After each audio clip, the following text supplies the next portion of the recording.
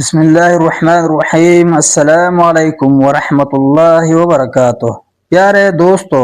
کیا آپ جانتے ہیں کہ بلا عذر نماز عصر کو غروب آفتاب کے قریب تک مؤخر کرنا نبی کریم صلی اللہ علیہ وسلم نے منافق کی نماز قرار دیا ہے؟ آخر اس کی وجہ کیا ہے اور سنت کے مطابق نماز عصر کب ادا کرنی چاہیے؟ آئیے صحیح احادیث کی روشنی میں جانتے ہیں۔ یاد رہے کہ غروب آفتاب کے وقت نماز عصر ادا کرنا محض مجبوری کی شکل میں ہے،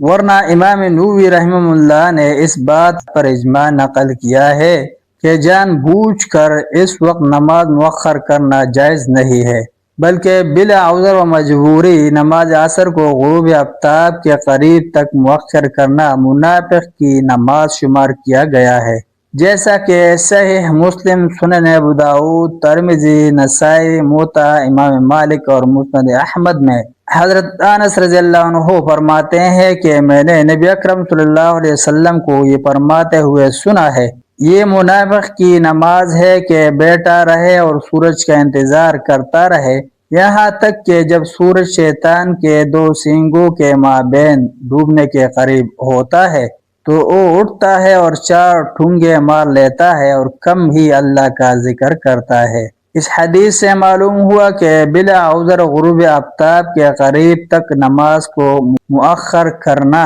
مکروہ ہے، اور ایسی نماز کو منافق کی نماز کہا گیا ہے، کیونکہ وہ خشوع، خضوع اور سکون و اطمینان سے خالی نماز ادا کرے گا، جس میں مناسب ذکر الہی بھی نہیں کر پائے گا۔ یہی وجہ ہے کہ ایسے آدمی کی مذمت آئی ہے۔ نماز عصر کو جلدی ادا کرنا۔ نبی اکرم صلی اللہ علیہ وسلم کا اسوہ حسنہ یہ ہے کہ آپ صلی اللہ علیہ وسلم نماز عصر بہت جلدی ادا فرمایا کرتے تھے، چنانچہ صحیح بخاری و مسلم میں حضرت رافع بن خدیج رضی اللہ عنہ سے مروی ہے، ہم نبی اکرم صلی اللہ علیہ وسلم کے ساتھ نماز عصر پڑھتے، پھر اونٹ ذبح کرتے اور اس کے گوشت کو 10 حصوں میں تقسیم کرتے، پھر ہم گوشت پکاتے اور کھاتے جبکہ ابھی سورج غروب نہ ہوا ہوتا۔ ایک دوسری حدیث صحیح مسلم میں حضرت انس رضی اللہ عنہ سے مروی ہے،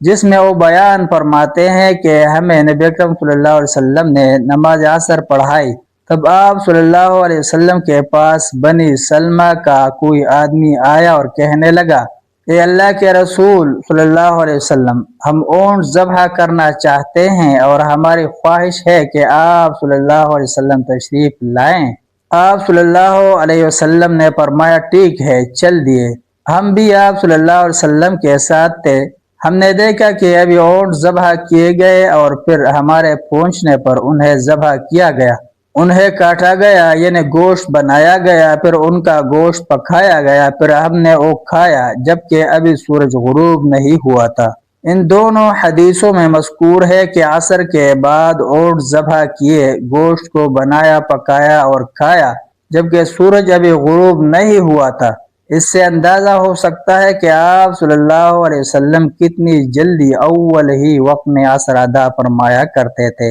نماز عصر جلدی ادا کرنے پر دلالت کرنے والی احادیث صحیح بھی ہے اور صریح بھی،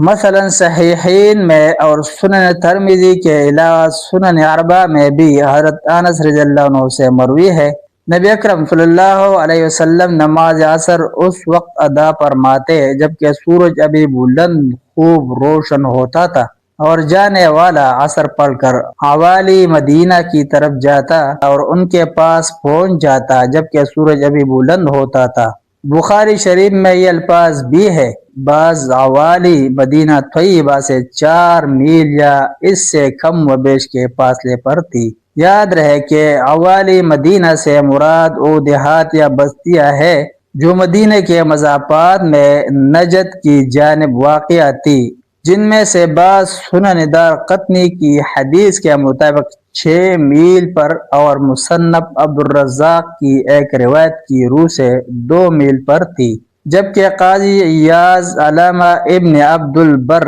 اور امام ابن الاثیر رحمہ اللہ نے سب سے زیادہ مسافت والی بستی کو مدینے سے 8 میل کہا ہے۔ اس حدیث سے بھی بخوبی اندازہ ہو جاتا ہے کہ آپ صلی اللہ علیہ وسلم کتنی جلدی نماز عصر پڑھ لیا کرتے تھے۔ ملتے ہیں ایک نئی ویڈیو کے ساتھ۔ جزاکم اللہ خیرہ۔ السلام علیکم ورحمۃ اللہ وبرکاتہ۔